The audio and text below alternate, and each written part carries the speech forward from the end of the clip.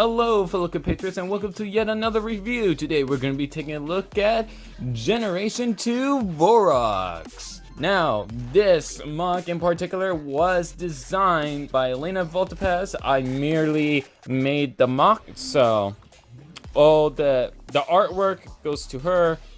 The MOC itself is all me, okay? But the design is heavily based on the artwork she did of a G2 Vorox. But anyways, without any further ado, let's go straight into functions and articulation.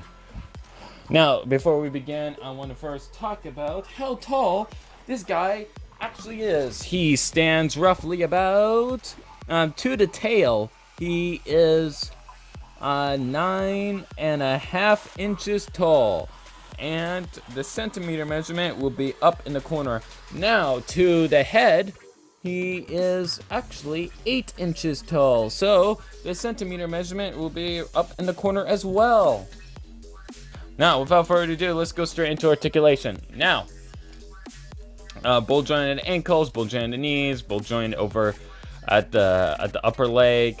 Ball joint here, ball joint here, ball joint here, ball joint here, ball joint here. Same on the other side. Now with the legs in particular, you get only about this much range. You get quite a bit of tilt as well, and get forward and backwards movement, but not so much forward.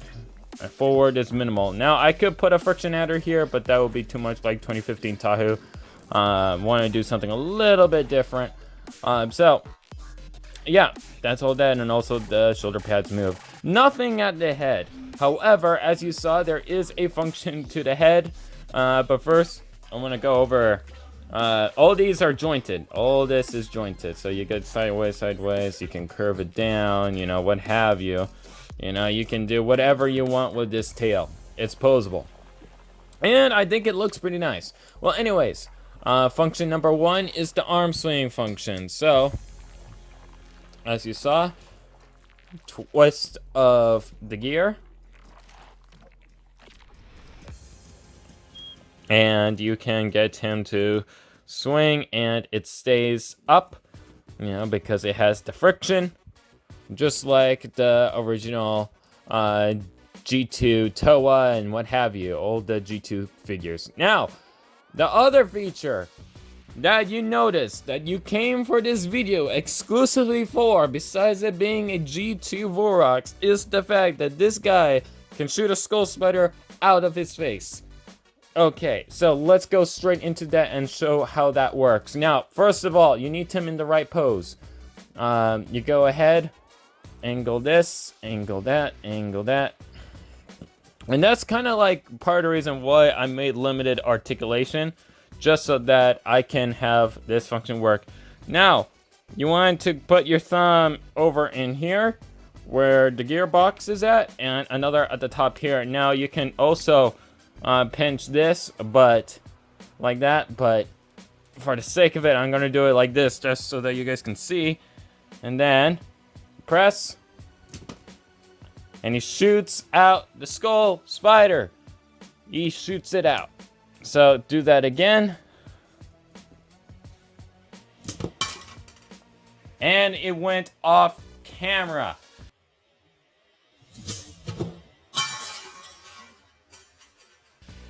It can shoot very far and very fast.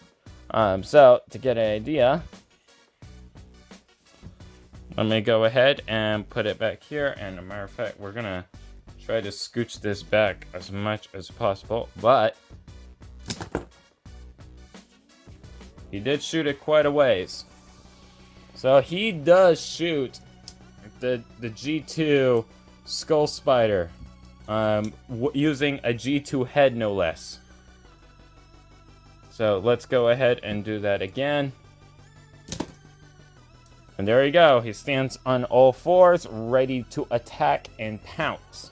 Now, how do I get this to work? Well, simple. I'll go ahead and show the mechanism working. So, as you press,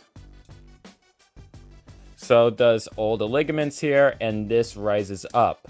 And when it knocks it off, the momentum is what causes it to fling forward, because the way it's moving, it will fling it in the direction similar to a catapult. So not only do you have it launching, but it catapults it. So that ends up making it go farther than it actually would. Okay, and as you can tell, it doesn't impede. Even when you have it already launched, you can still have the gear function working for the arm swing. It is a pretty easy thing to do, and it's pretty cool. Okay, now time for size comparisons. Here he is with good guy, the Chads of Chads. He will be your husband. Here is bad guy, and he will kill your husband. Here he is compared to a Roxy. So you get a size comparison there. Here he is compared to a Nike build. So you get a size comparison with that. And not lastly, but here he is compared to Puhatu Master, which is the comparison of the day, because this is the main enemies that Puhatu faces. Lays in Lena Voltapaz's story that she might be doing. So, there you go. Whoop. And here he is compared to a larger set, Kopaka, Master of Ice. So, it scales well with both. If anything, Puhatu might be a little bit short. You know, it might be too big for Puhatu, but yet again, it is a nice foe for Puhatu to face. You know, because I kind of like the idea of a smaller hero trying to fight a bigger, tougher opponent. I always like the David and Goliath kind of thing when it comes to like the hero fights the villain. So I think stylistically wise, between these two sets, I think it works pretty well. Well, this is basically a fake set, you know, I made it, but it's a mock. But you get the idea. So there you go. And that is it for G2 Vorox. Now, when designing this, I was actually trying to save that function for a G2 Borok, but I realized like there was not so much I can do with that design, given the fact that, well, for starters, it's a pretty big mechanism. It is pretty big in order to compensate for a launching mechanism for a Borok, especially when you need it to transform.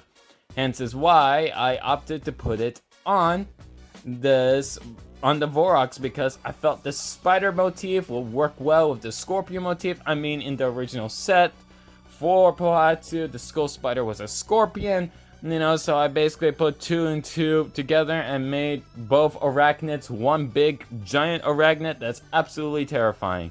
And I think it executed it pretty well. But anyways, that's a bit all for now. I hope you all enjoyed, and like always, I'll see you in the next one. Bye, guys.